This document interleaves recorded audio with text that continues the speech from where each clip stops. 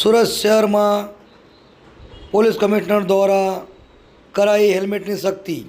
સૌથી પહેલાં 14 તારીખે સુરત શહેરમાં પોલીસ કમિશનર દ્વારા હેલ્મેટ પહેરીને કરાઈ સવારી। સુરત શહેરની અંદર હેલ્મેટની દુકાનોમાં ભારે ભીડ જોવા મળી। આ ભારે ભક્કમ ભીડ દુકાનની અંદર પણ દુકાનની બહાર પણ। તો સુરત શહેરની અંદર જે 500ના હેલ્મેટ હતો એ 1200થી 1300માં વેચાઈ રહ્યો છે। શું તમને લાગી રહ્યો છે કે આ વેપારીઓનો ધંધો થાય છે? શું તમને લાગી રહ્યો છે કે આમાં લોકો સાથે વધારે ભાવ લઈને લૂંટી રહ્યા છે? તો સુરત શહેરની અંદર ઠેર ઠેર હેલ્મેટના દુકાનો જોવા મળી રહ્યા છે।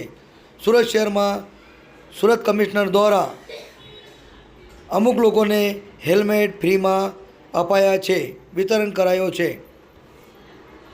આ દૃશ્ય હેલ્મેટના દુકાનો બહાર દુકાનો અંદર દેખાઈ રહ્યો છે। ચિત્ર એવો દેખાય છે કે સુરત શહેરમાં હેલ્મેટના દુકાનદારો ગોર ગરીબની પાસેથી લૂંટ કરી રહ્યા છે। શું આનાથી એક્સિડન્ટ થશે નહીં કે રોકાવશે?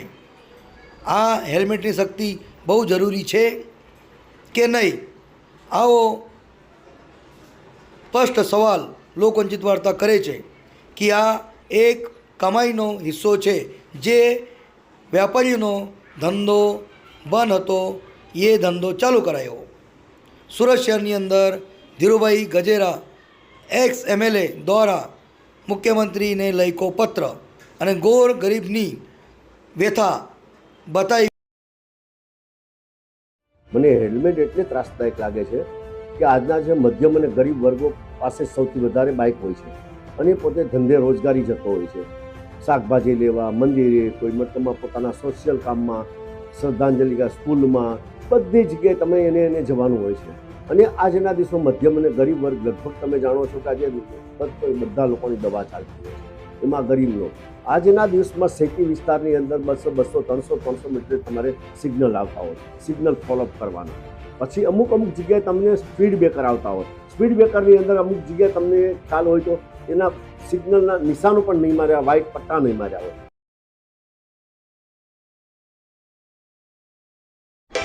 તમામ સુરત શહેરની અંદર દેખાઈ ટ્રાફિક પોલીસની કાર્યવાહી। સુરત પોલીસ હતું એક્શન મોડમાં। આજે 2500થી વધારે લોકો પાસેથી લીધો દંડ।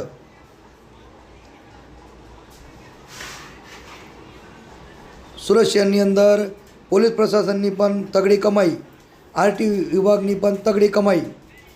કેમ કે અમુક લોકો આજે સવારે વગર હેલ્મેટ જોવા મળ્યા।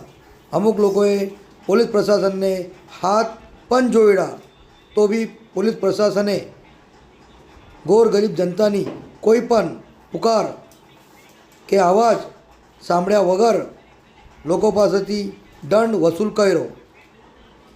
બસ આ જ એક રસ્તો દંડ વસૂલ કરવાનો હતો, જે રસ્તો સુરત શહેરમાં અપનાવ્યો છે એવો દેખાયો। એટલે જ આ સુરત શહેરની અંદર હેલ્મેટની સખ્તી કરવામાં આવી। શું તમને લાગે છે કે સુરત શહેરમાં એક્સિડન્ટ ઘટશે કે વધશે? આવો સવાલ લોકવંચિત વાર્તા કરે છે।